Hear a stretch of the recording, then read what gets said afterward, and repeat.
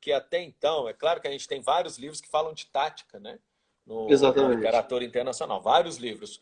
Mas um livro que teria teoria, prática e avaliação, a gente ainda não tinha. Aliás, não tem, né? Não tem nenhum livro ainda que eu tenha conhecimento que vai trazer conceitos, treino e avaliação, né, dentro da mesma concepção. Porque qual é o grande problema da componente tática? Que por muitas vezes as avaliações que a gente tem disponível, até então, né, até a gente lançar esse livro aí, as pessoas terem conhecimento, você não tinha um documento que fazia todo esse compêndio de informações. Então as pessoas começavam a falar, metaforicamente, né, de abobrinha, e mostrava como é que cozinhava a abobrinha, plantava e cozinhava a abobrinha, mas na hora de avaliar, avaliava com o pressuposto de moranga, você está entendendo? Ou até de pepino. Então não batia, né? Então esse livro a gente teve a felicidade de encontrar, né, os aspectos ligados aí a performance tática, a componente tática, organizá-los, né? Estabelecer toda a relação que existe da literatura com a parte de treinamento, propor a questão do treinamento, propor a questão da avaliação, né? E felizmente tem sido um livro muito valorizado pelas pessoas da prática, Com inclusive, né? Eu certeza. lembro quando a gente foi escrever o livro, eu, o professor Júlio, o professor Zé Guilherme, nós pensamos como é que seria o escopo do livro, porque a gente tem muito livro, né, da área acadêmica, tem muito livro da área prática, e são poucos livros que fazem essa conversa, né? Até naquela época, inclusive, mais ainda, né? Hoje a gente já tem até alguns outros aí disponíveis. E aí a gente tentou localizar esse livro aí num acervo que fosse que servisse também a área da acadêmica, mas que essencialmente também fosse servido à área prática, inclusive para treinadores. Não, é E foi muito interessantíssimo. Hã? virou um documento obrigatório, né, praticamente, de cada treinador, né? Eu acho que não sei se eu conheço algum que não tenha. Eu que eu lembre, todos os que eu conheço e que eu tenho até alguma proximidade maior, tem esse livro, né? E até seguindo nessa linha da literatura, né? E da sua linha de pesquisa assim principal, é, esse é um que eu gosto muito também, O Erro de Descartes, né? De Antônio Damasio. Importante. E nem tem uma frase que me agrada demais, que ele diz que pensar demais em alguns momentos é menos vantajoso do que não pensar absolutamente nada. E a gente sabe que o atleta de futebol hoje dentro de uma partida deve tomar algo em torno de 2.000 decisões por jogo, por aí, 90 minutos. Imagino que seja nessa faixa, um pouco mais ou um pouco menos. E a carga cognitiva que isso acarreta para ele, eu não tenho dúvida de que ela é muito alta, né? Então eu queria saber assim de você, para que você passasse para todo mundo que está assistindo, né? Esse excesso de tomada de decisão, né? Essa carga cognitiva muito alta, que tipo de influência que isso pode ter no desempenho esportivo? Bom, é, Conseguiu ouvir aí, só professor? sim, sim. Para mim que está perfeito, está tranquilo. Só essa questão do livro, né? Ser leitura obrigatória. Bom, eu não bom, é claro que os leitores é que foi até interessante depois que a gente lançou um mês depois, o comentário muito positivo Agora está travando sobre o para mim de livro, novo um pouquinho. é mesmo? E Mas depois pode falar de novo. várias pessoas também fizeram comentários e realmente na licença A e na licença C, onde eu sou professor, né, muita gente leva, vamos poder fazer uma autografar e sempre que eles levam eu vejo que às vezes as pessoas compram o livro e deixam na prateleira. Esse não, esse o pessoal leva e eu vejo que eles estão lendo mesmo. Então eu fico satisfeito cumprir esse pressuposto, né? Bom, com relação a essa questão da tomada de decisão, É, a gente tem feito aqui algumas pesquisas, né, no núcleo de pesquisa e estudos em futebol. Alô? Oi, Denis.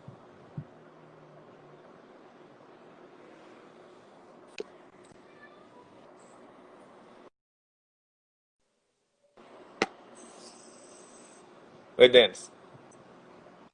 Alô? Não ouvi, professor. Travou bastante aqui você agora para mim de novo. Agora eu tô lhe ouvindo de novo. Agora tá escutando? Eu, por mim, Perfeito, agora tá a minha aqui perfeito. tá legal. Eu tô vendo que você tá travado agora.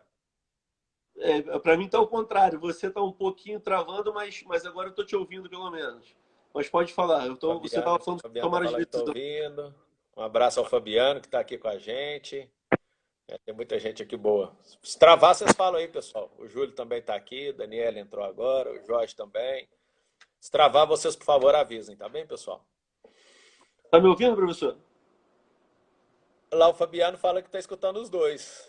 Talvez possa ser aí mesmo. Ele disse que tá te escutando, Denis. Eu Eu tô também te ouvindo, eu escuto. tô te ouvindo agora. Eu tô te ouvindo. Beleza. Então vamos lá, vamos lá. Se travar, o pessoal diz aí pra nós. Não é não? Você tá me ouvindo? Eu te escuto bem. Ah, então beleza, pode dar sequência. Tá normal agora para mim também. Beleza, show de bola. Bom, essa questão sua sobre as tomadas de decisão, né? Eu estava até explicando a questão do núcleo, a gente entrou no livro. Aí o que mudou muito essa questão da Universidade Federal de Viçosa, sem dúvida nenhuma, né? É a questão da abertura do núcleo, né? De realização de pesquisas e inovação, né? Porque a gente pôde, a partir disso, criar conhecimento genuinamente brasileiro, porque por muitas vezes os livros que a gente tinha acesso, né? Ou tem acesso muitas das vezes, né, as experiências elas eram norte-americanas ou europeias que não se aplicavam ao nosso contexto. Então, com a chegada do núcleo aqui em Viçosa, a gente conseguiu fazer essas pesquisas, né? Muitas pesquisas que a gente vem reportando aí em vários cursos, especialmente os cursos que a gente promove aqui, até para poder dar um pouquinho de profundidade, né, em termos de tempo, né? Aqui a gente tem essa possibilidade, a especialização, por exemplo, a gente consegue trabalhar todas essas informações com muita clareza para as pessoas e sem correria, né? Porque a gente pode trabalhar isso aí durante 45 dias.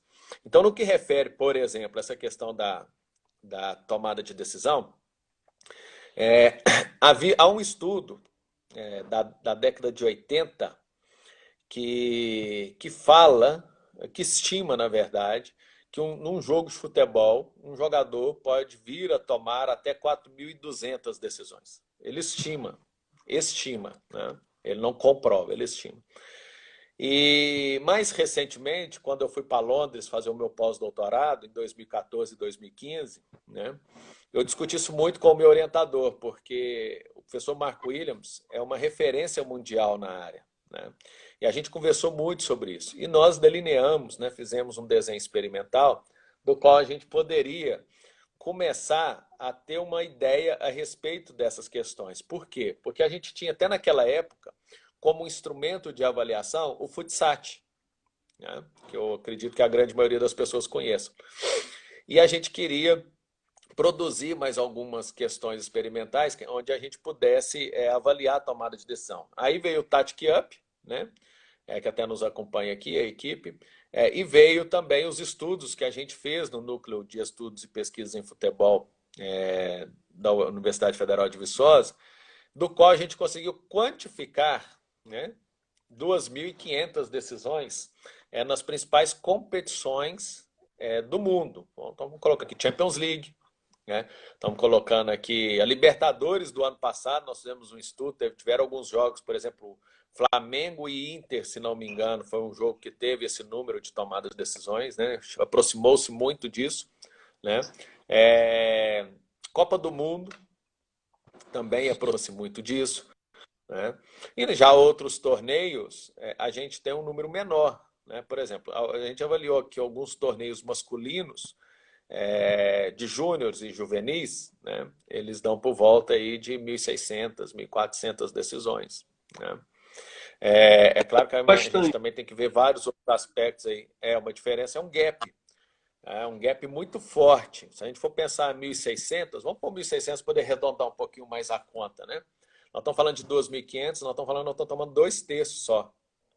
É como se você fosse um lateral e enquanto júnior, né? Se você tem ali, vou colocar aqui algumas questões mais fáceis da gente refletir.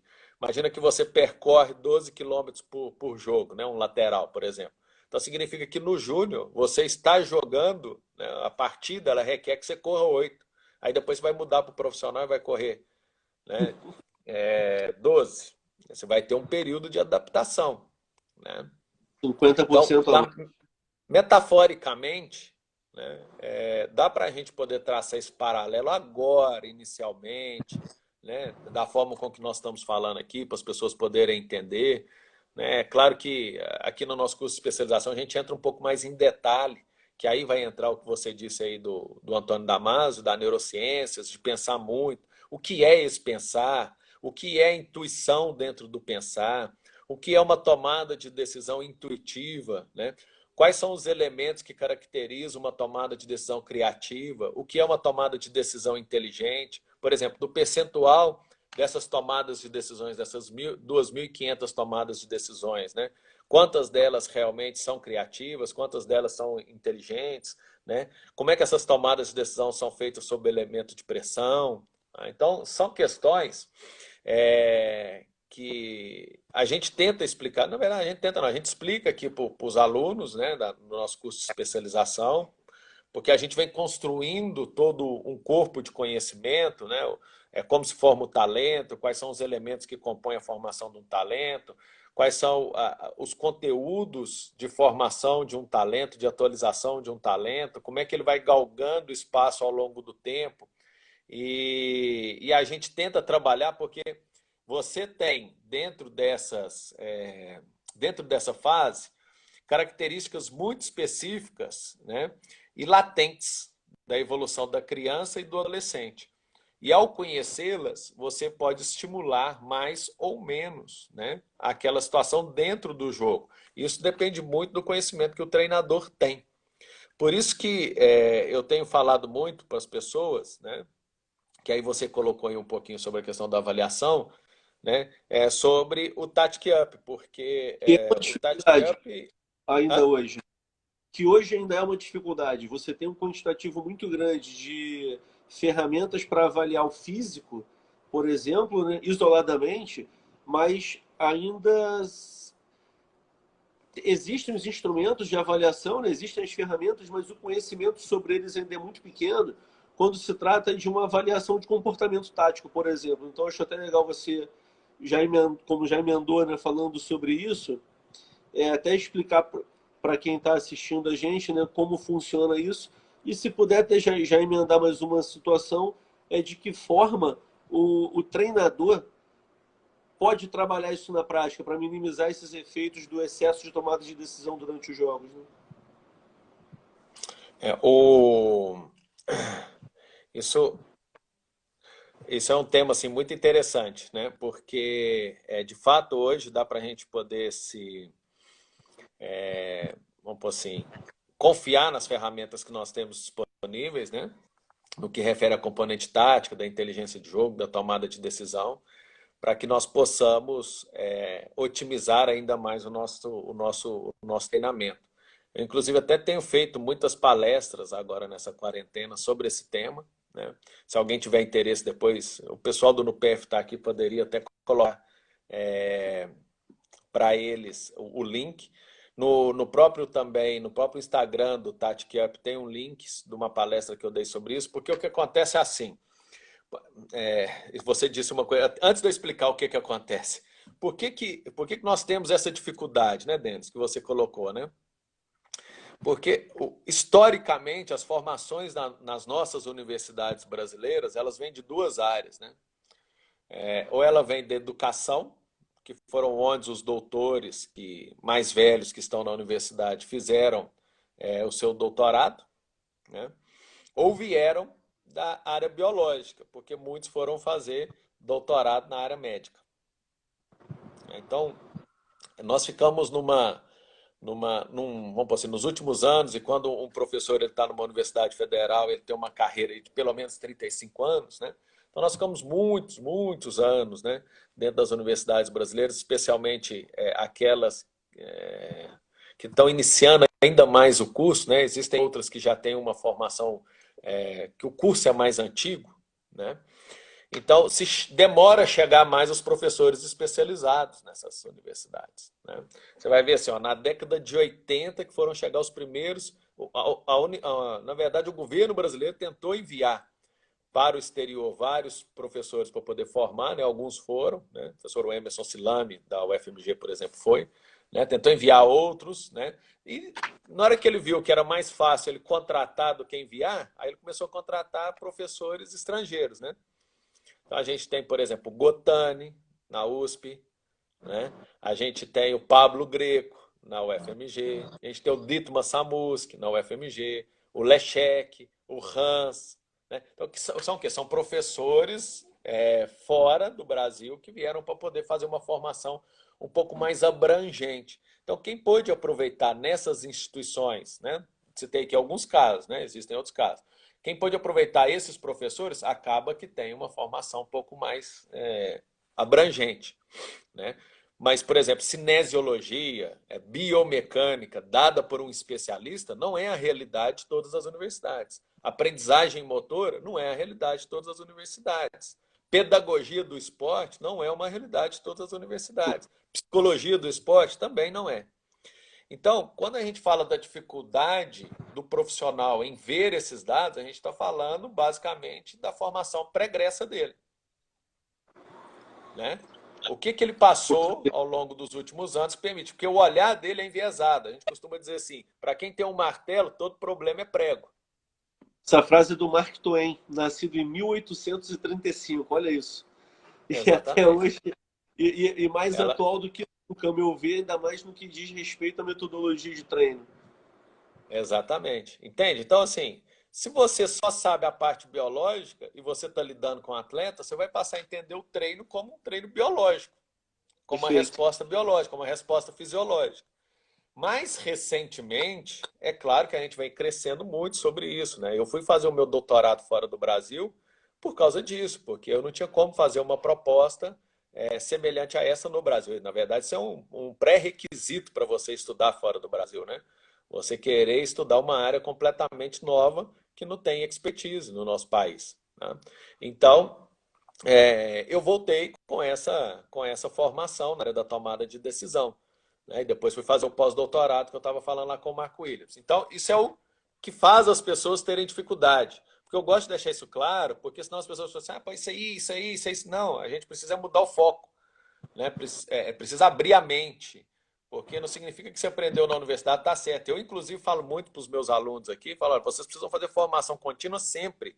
A informação ela muda, ela está sendo atualizada e hoje mais ainda com os meios de comunicação, né? Então, eu fiz especialização em futebol agora na Universidade Federal de Viçosa, eu sou especialista em futebol e pronto e acabou. Já Não tem como. era, né? Não Ou tem fiz como. a licença C, né? E, e, Então, se mudar.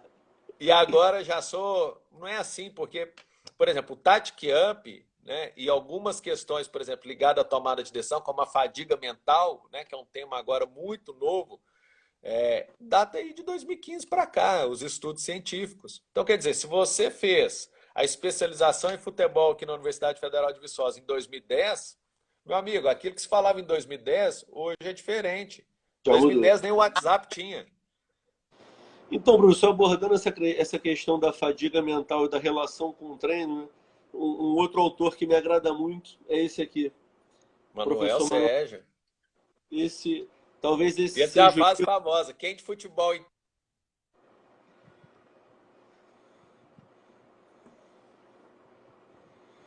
essa frase Alô, clássica dele, né? Tá me ouvindo, professor? tô Tá me ouvindo. ouvindo? Tá. Tem essa frase famosa dele, né? Não sabe de desporto quem sabe só de desporto, né? Porque está no desporto tudo aquilo que é tipicamente humano. E associado a isso, ele tem uma outra frase que me agrada muito, que é a prática é o critério da verdade. Então, se algo está somente no plano teórico, não tem jeito, não tem muita funcionalidade. Então, dessa forma, como o treinador pode lidar durante o processo de treino a fim de minimizar os efeitos desse excesso de tomada de decisão? Conseguiu ouvir a pergunta, professor? Agora está passando um bombeiro aqui na Ô, rua. Denis, travou um pouquinho. Como É, treinador?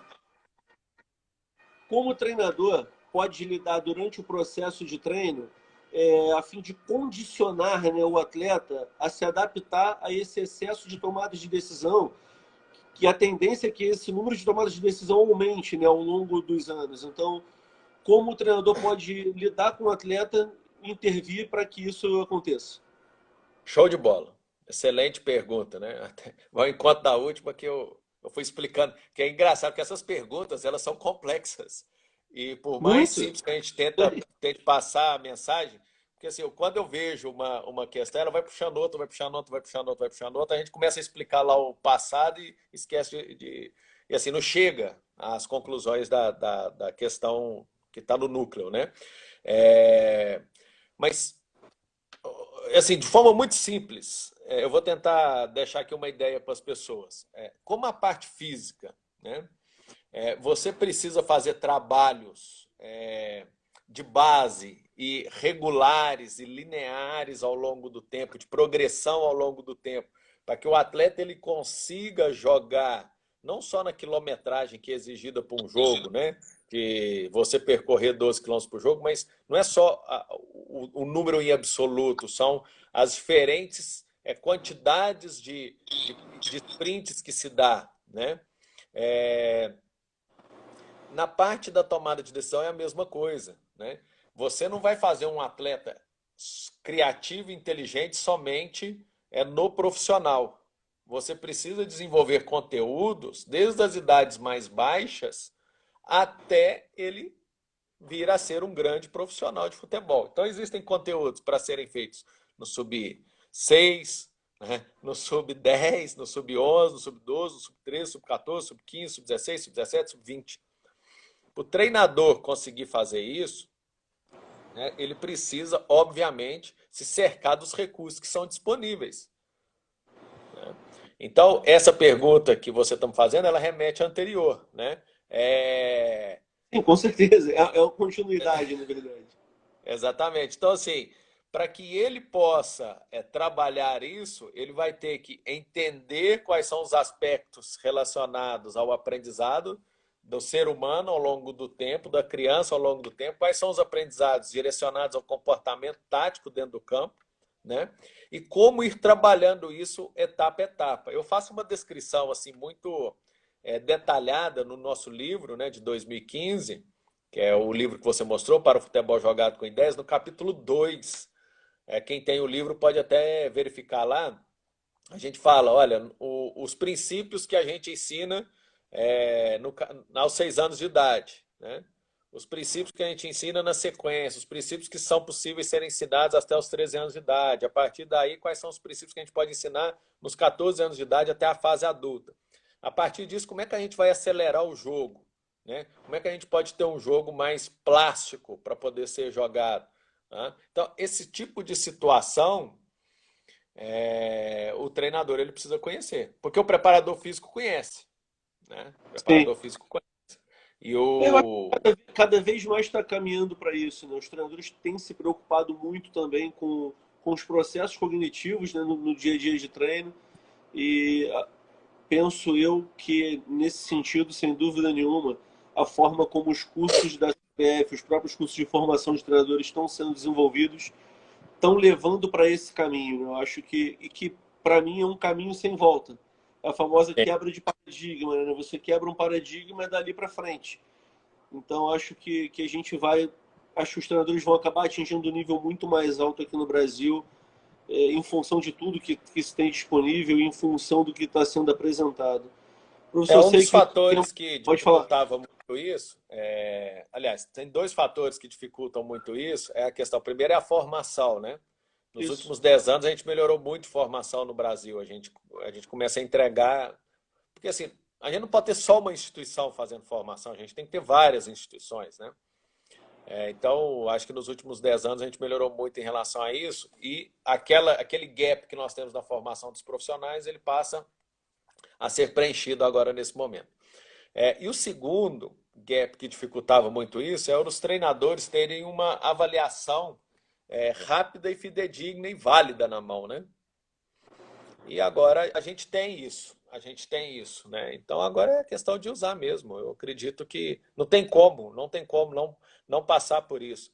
Quem está aqui, até o pessoal do NUPEF colocou, se vocês quiserem ver depois, tem uma matéria que eu fiz para o Jornal Nacional e tem uma outra que eu fiz para o Esporte Espetacular, do qual o repórter chama Guilherme Roseguini. Que Ele fez um excelente. infográfico ele fez um infográfico muito interessante. Então, para quem quiser, obviamente, visualizar um pouco desse impacto do número de tomadas de decisões na, na performance, né? Lá tem um infográfico muito interessante. Visita os perfis aí, que eu acho que vai ser interessante. Mandar um abraço para o meu amigo Micali, que entrou aqui agora. Um abraço, Micali. Serviços muito importantes prestados ao futebol brasileiro, não é? Com Ao certeza. João Claudino, que esteve aqui, que tem uma empresa também muito interessante. É, a Low Control e Zé Moanes daqui, o Eduardo Zuma. Tem muita gente boa aqui na live dentro. Você só reúne fera. O Com Carlão tá certeza. aqui. Não, a gente Poxa, tem conseguido, Mauricinho. a gente Que tem isso conseguido aí? convidados excelentes, né? André Jardine, Zé Ricardo, o Marcelo Zé Salles, hoje você, Ricardo. Dorival Júnior vai estar com a gente também, então com certeza o nível está muito alto. Professor, eu sei que seu horário tá se aproximando do final, não quero lhe atrapalhar. Quando tiver que encerrar, você me avisa, só para a gente fazer um bate-bola rapidinho, que é uma orientação do Léo Miranda do painel tático, né, para a gente encerrar todas as entrevistas aqui, todas as conversas no mesmo formato. Vou fazer mais uma colocação, citando mais um livro, que é Pensamento Complexo, de Edgar Morin. Então, eu gostaria de saber. Importante. Eu sou muito mais dessa linha de leitura, né, do que só da parte tática. Então, eu gostaria de saber de você o seguinte: se fala muito no futebol hoje, principalmente quem é ligado à imprensa, sobre dois termos, né? Complexidade e intensidade. Principalmente na imprensa, quando o jogo começa, tem 2 minutos de jogo, um time atacou rapidamente, já está defendendo rapidamente, eles falam que o jogo está muito intenso. Então, eu gostaria de saber de você qual é a sua definição, diante do pensamento complexo, sobre complexidade e intensidade no futebol. Essa vai ser a última pergunta que eu vou lhe fazer e depois a gente encerra fazendo esse bate-bola aqui rapidinho. Isso é muito tranquilo. A complexidade tem a ver com os graus de interação que você tem, né? Então, quanto mais graus de interação você tem, mais complexo é. Não significa que é mais difícil. É Perfeito. mais Eu complexo. costumo, eu costumo utilizar o exemplo do futebol e da maratona. A maratona, completar uma maratona de 42 quilômetros é muito difícil, mas não é tão complexo. Ao mesmo tempo, você jogar uma partida de futebol para algumas pessoas, principalmente os que estão nos assistindo, não vai ser muito difícil, mas é altamente complexo, por mais que ele ache que não é. Mas o número de tomadas de decisão que ele vai ter no jogo, as interações com 10 companheiros de time e 11 contrários a ele. Então, eu gosto muito de usar essa relação da maratona e do futebol para diferenciar o complexo do difícil. Não, isso realmente é. E a questão da intensidade, né, para poder ser mais direto aqui, a questão da intensidade tem a ver com, nesse caso em especial do futebol, tem a ver a forma, o nível de concentração que o atleta tem. Só tem que, a gente faz assim, é o nível de concentração que o atleta tem que ter. Pô, o atleta tem que estar concentrado. Mas para o atleta estar concentrado, o seu treino tem que ser adequado. O seu feedback tem que ser adequado. Você, você que eu digo, você treinou, você, comissão técnica. Nós Sim, estamos falando aqui para treinador e comissão técnica, né? Basicamente, o perfeito. nosso assunto ele está mais direcionado aos profissionais da área técnica, né? Não da área da preparação física ou de outras áreas da gestão, nem nada. Então, assim, a gente precisaria ter. Eu fui treinador muitos anos, né? E, pô, tantas vezes que eu dava treino ao longo da semana, fim de semana eu via assim, muito pouco aproveitamento. E eu acho que eu não sou um privilegiado em ter isso, porque eu conversei com muitos colegas meus e eles também sentiam a mesma coisa. Tipo, sei lá, do que eu dou, sei lá, é isso dividido por X, é muito pouco, sei lá, 20, 30% que eles fazem no fim de semana. Mas por quê, né? Como construir isso ao longo do tempo, como fazer. Então, isso tem a ver com os processos de aprendizado, isso tem a ver com neurociência, tem a ver com a parte dos neurônios, a parte sináptica, da construção do impulso nervoso, a mielinização da bainha. São Perfeito. coisas que não são difíceis. Não são difíceis, porque senão as pessoas acham, pô, neurociência, esse negócio. Não, não, não são difíceis, são coisas relativamente até simples de se entender, especialmente para quem tem experiência, né? Você vai ler, é assim. Porque quando você entender a sua prática, que você já usa, que você já está executando, você vai começar a entender que há ali uma teoria que dá suporte àquilo ali. Porque como você falou Perfeito. da frase do Manuel Sérgio, né? A Sim, prática, ela baliza, né?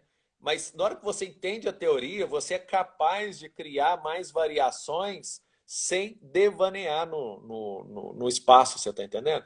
Então, eu perfeito. acho que o importante, por isso que assim, ex-jogadores ou quem tem muita experiência, quanto mais teoria você souber, melhor.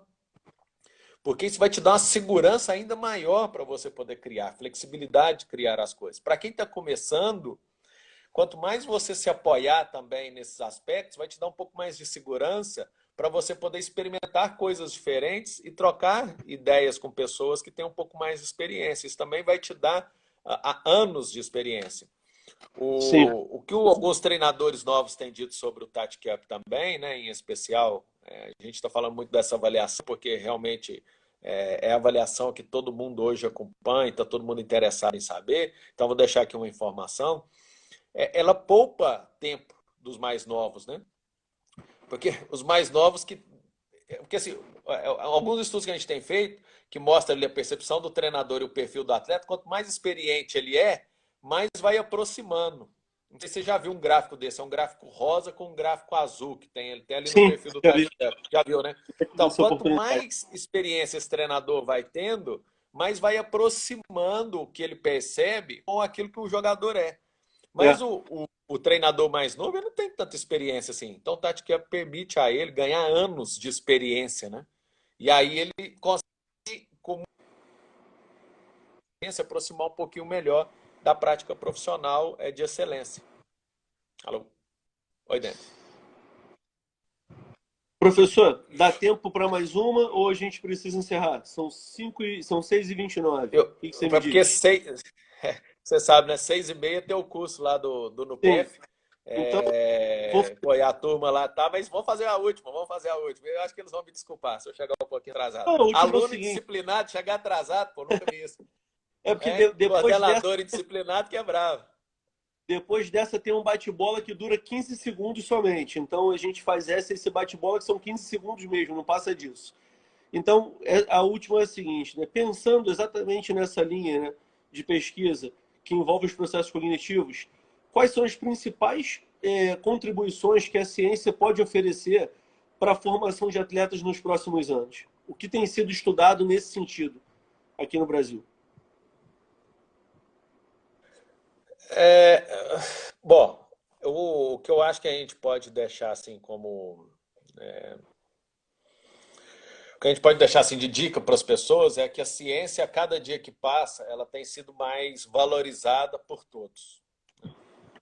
Eu acho que está claro para todo mundo. Por que nós estamos em casa? É, Porque a exatamente. ciência está falando que a gente precisa ficar em casa. A gente sair na rua e a gente vai morrer. Perfeito.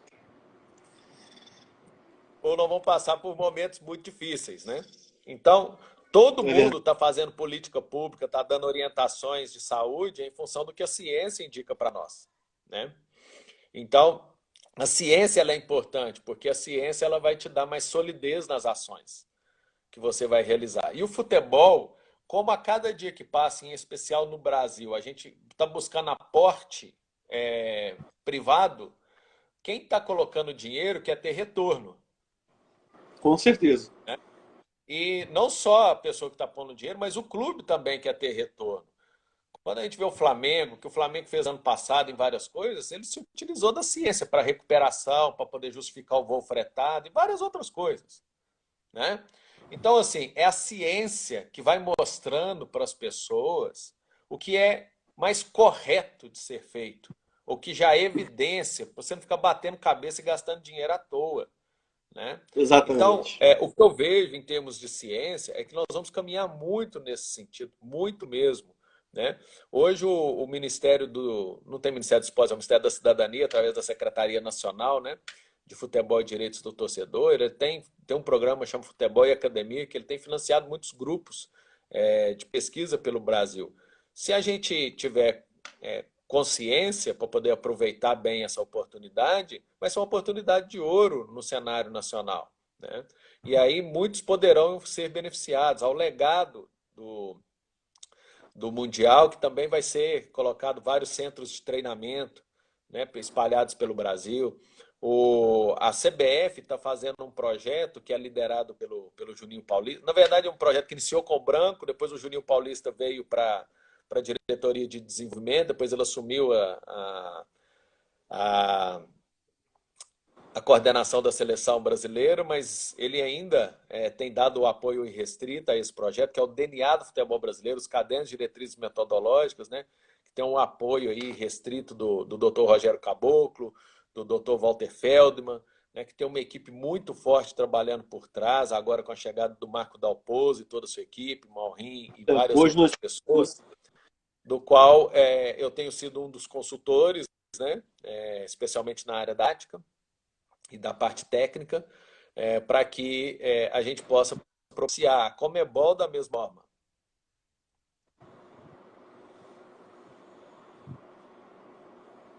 Alô?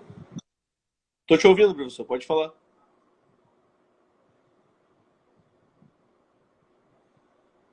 Evolução do futebol sul-americano. E a gente tem que aproveitar, né?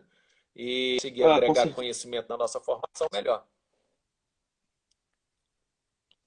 Bom, professor, para fechar então, eu vou fazer esse bate-bola com você aqui rapidinho. Bem rápido mesmo, é coisa de só dar um nome. Uma referência no meio acadêmico.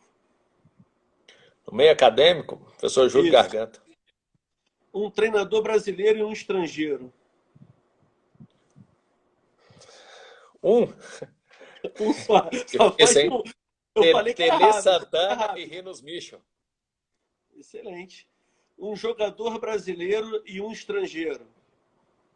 Isso é fácil, né, pô? Vamos ficar com o Pelé. E como eu fiz uma formação muito forte em Portugal, eu vou dar o Cristiano Ronaldo.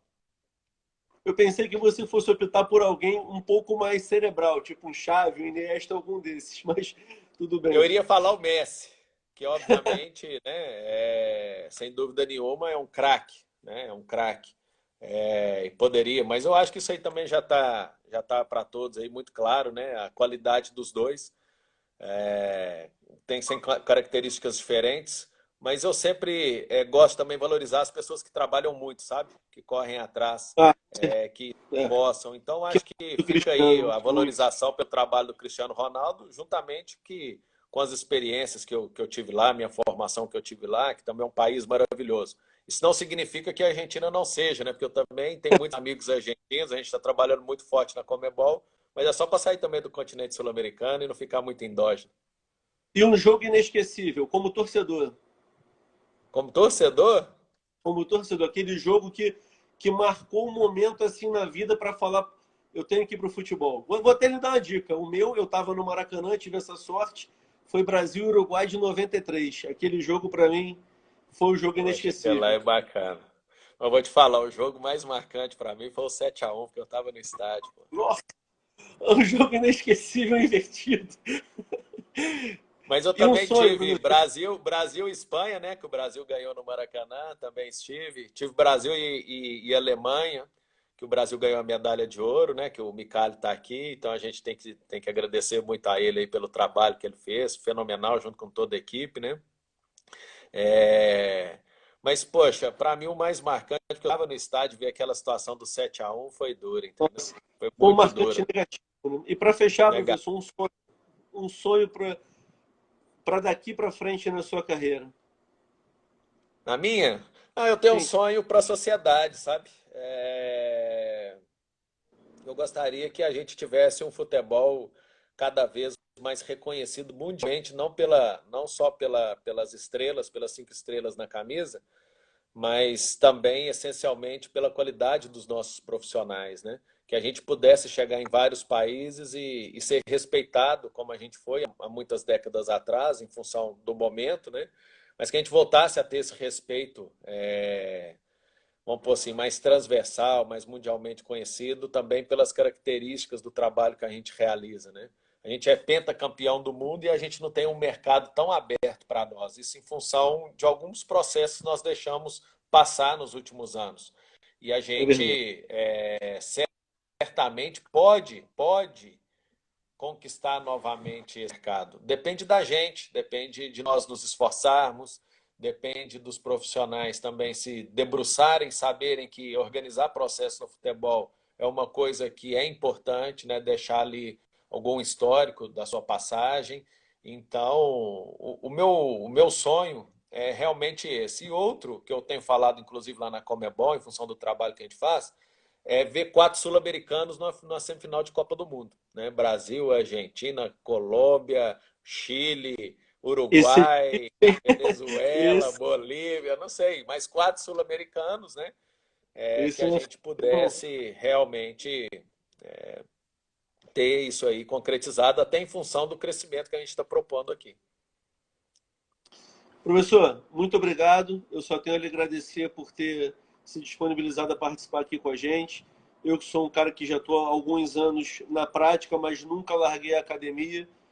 Sempre fui do meio acadêmico, frequentador de laboratório, juntamente com o Fabrício, ajudei na formação do Labesfute da UERJ, que é a nossa escola de formação, né? Minha, dele, do Fabiano, que está aí assistindo a gente. Então, vou continuar para sempre, sem dúvida nenhuma, trazendo o pensamento complexo, trazendo a teoria para o dia a dia da prática. Isso é algo que eu penso que jamais vou abrir mão na minha vida. Então, só tenho a lhe agradecer, é sempre um prazer lhe ouvir e foi um prazer enorme recebê-lo aqui para a gente conversar durante todo esse tempo. Tá bom, professor? Muito obrigado, hein? Prazer, Denis. Sempre um prazer conversar aí contigo, né? Parabéns pelo trabalho, Fute Quatro Linhas, que tem cada dia crescido mais, né? Foi um prazer aqui reencontrar vários amigos que passaram por aqui, que estão me acompanhando em várias, devem estar cansados de ver eu falar das mesmas coisas, né? Quando eu vejo o pessoal entrando, eu até procuro dar um pouco mais de detalhe de uma ou de outra coisa que às vezes numa ou noutra não dei. Tem sido muito intenso esses dias de quarentena, mas espero que tenha sido muito válido para todos, que não tenha sido repetitivo, né? E que a gente possa, nesse momento de dificuldade, ressurgir, né? Ressurgir, especialmente no futebol, ressurgir para um mercado cada vez maior. O mercado interno eu acho que vai encolher um pouquinho, mas a gente deve pensar no mercado internacional, que é um mercado muito forte. Convidar todos aí a acompanhar a gente no Instagram, do NUPEF, do Tati Cup, eu acho que é legal para quem ainda não conhece acompanhar também. Né? E Com fica o convite certeza, aí para fazer que a gente um possa print. estar junto em várias outras. Oi? É bom também o pessoal fazer um print, marcar o Tati Cup, marcar o NUPEF, marcar a gente, Isso. para colocar nos stories, que sempre ajuda. Dos assuntos que a gente abordou, acho que só ficou faltando um que eu queria abordar, mas eu sei que não ia dar tempo, que era que eu até vi você falando ontem na live da CBF, sobre uma questão de distribuição geográfica para o nascimento do talento, de cidades até 100 mil habitantes, mas a gente deixa isso para uma próxima oportunidade. É melhor ficar com gostinho do quero mais do que saturar, né, já numa mesma live, né? Mas muito Não, obrigado, valeu. mas eu acho que foi legal você chamar isso. Acho que a live também vai cair, pessoal. O NUPEF coloca aí, no nosso site tem um link que vocês podem acessar para ter acesso a esse artigo que foi publicado, que eu falei ontem, que o Denis agora acabou de citar. Realmente é um tema muito interessante na área da identificação do talento, tá? E da gente colocar, obviamente, esforços financeiros naquilo que realmente é necessário, tanto os clubes como o poder público, né? Então fica aí Perfeito. essa dica que o Denis deixou aí, que é sensacional. Você não deixa passar nada, meu amigo. Isso é muito bom. Tem que estar no Show mínimo de bola. atento, né? Tô nessa quarentena, Vamos- eu me propus a sair da quarentena melhor do que eu entrei. Então já foram 3 cursos concluídos, um monte de livro e por aí vai. Isso aí é certeza que eu vou sair dela melhor do que eu entrei. Show de bola. Falar nisso, eu aproveito e Espero que convido todos. as pessoas a fazerem algum curso que o Núcleo está fazendo, o NUPEF está fazendo. A gente está ofertando alguns cursos. Dessa vez é o da tática, né? Que eu estou saindo daqui e vou passar lá. E vai ter um agora de gestão de base. Gestão do futebol de base. Então, gestão técnica, tá? Então a gente vai estar Excelente. lançando nos próximos dias para quem quer obviamente, trabalhar com futebol de base, eu acho que fica aí já feito e a gente vai depois promover vários outros. Valeu, professor. Fechou, meu Grande amigo? abraço. Valeu, Um Israel. abração, tudo Abração. bom. Saúde. Obrigado.